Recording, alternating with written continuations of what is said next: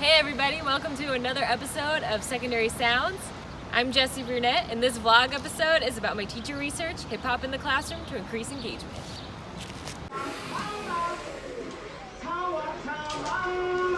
I'm not right here. The prophets in the beginning were musicians. They were poets, writers, and that's what we've been tasked with in this life.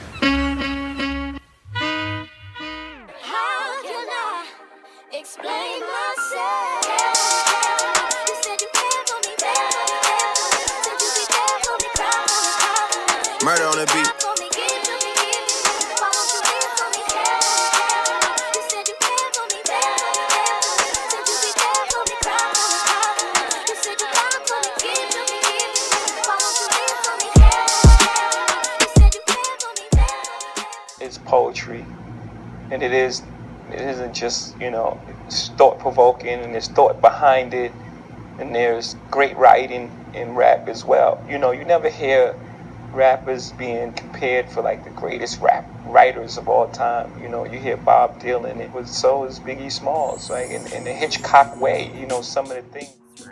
Because right now in 2018, hip-hop is youth culture. Hip-hop artists are examples of sharing stories and creating and innovating beats. Just like my students in my class who were using their desks as instruments. There's cats out here really trying to spark the idea of positivity.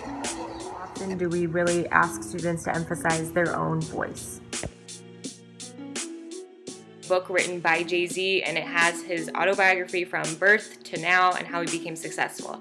It also includes lyrics in his book, and he explains the meaning behind the lyrics. So I found this very useful in my students' do-nows and warm-up. Christopher Emdin. He's an assistant professor at Columbia University, and he has a book out called Urban Science Education for the Hip-Hop Generation. And how to teach hip-hop in a reality pedagogy. Talking about being culturally relevant. So Gloria Ladson Billings constructed this research on a culturally relevant pedagogy. Being able to intersect school culture with youth culture. Because not only am I focused on engagement, but I'm also focused on engaging students through their experiences, which definitely falls under a culturally relevant pedagogy. YouTube name is Real Rap with Reynolds. Teacher after his own engagement at a charter school in Philadelphia who provides weekly vlogs. About anything from classroom management to hip-hop history in the classroom. They're very helpful and insightful because it comes from someone who's very experienced. I'm linking everything below that I used for my sources during my research. Mindset and engagement with the incorporation of hip-hop in the classroom.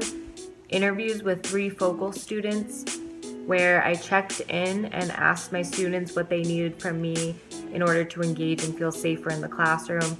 Assessments, informal and formal.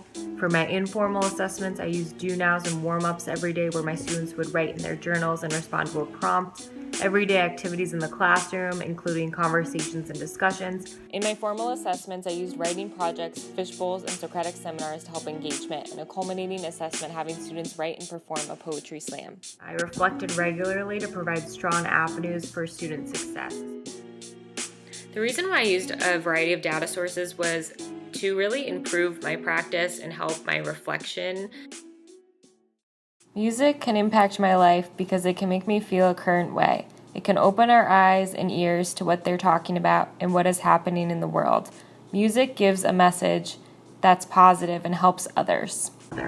Connecting culture to school is most important. It seems more boring than hip-hop, but if you break it down, poetry is one of the main components to make up hip-hop music. Hip-hop made me understand poetry messages better.